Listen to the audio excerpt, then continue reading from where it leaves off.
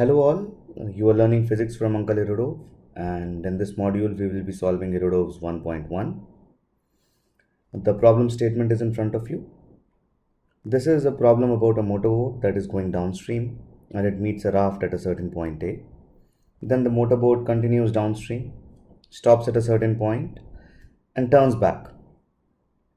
And while on the way back, it again meets the raft at a certain other location.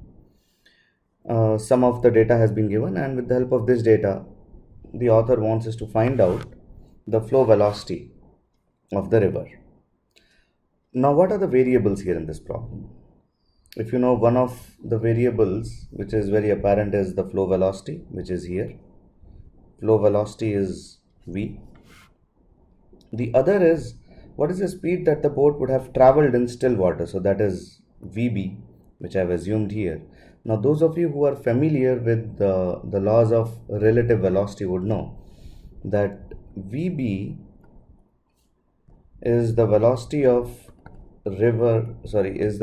of boat with respect to the river, and V is the velocity of river with respect to the ground.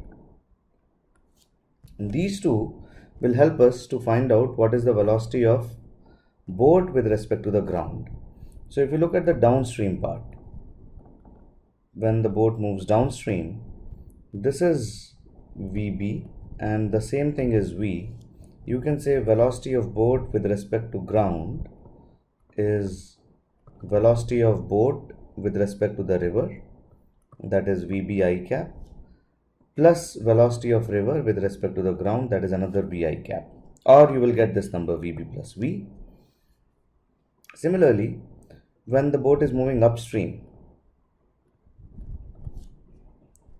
you can say that there is Vb in the backwards direction and V in the downstream direction, so that velocity of boat with respect to ground will become the velocity of boat with respect to the river stream, which is now minus Vb I cap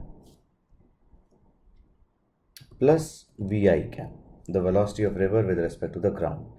Or you can say this is minus Vb minus Vi cap. Now this term shows you that the boat will still be able to move upstream, and so there is a negative sign along with its velocity, and the rate at which it will be moving upstream will be Vb minus V. So the speed of the boat upstream will be Vb minus V. So these are the two things that we can get, the upstream and the downstream velocities of the boat, if we assume the two variables here as the river flow velocity and the speed of boat in still water. And then a sketch of the situation. So if you have a look at this situation,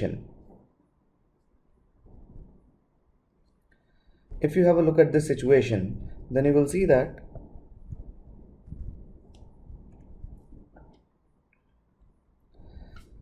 this is the point where the boat met the raft initially, and then the boat continues forward downstream. It goes here. At this point, the boat turns back, and then on the way back,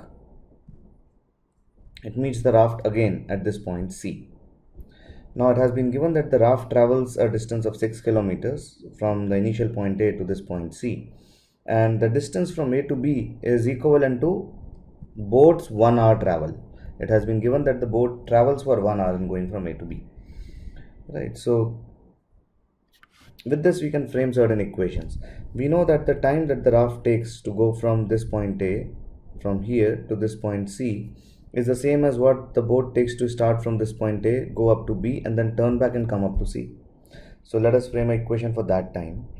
That time for the raft would be the distance traveled by the speed. Now raft would travel at the speed of river.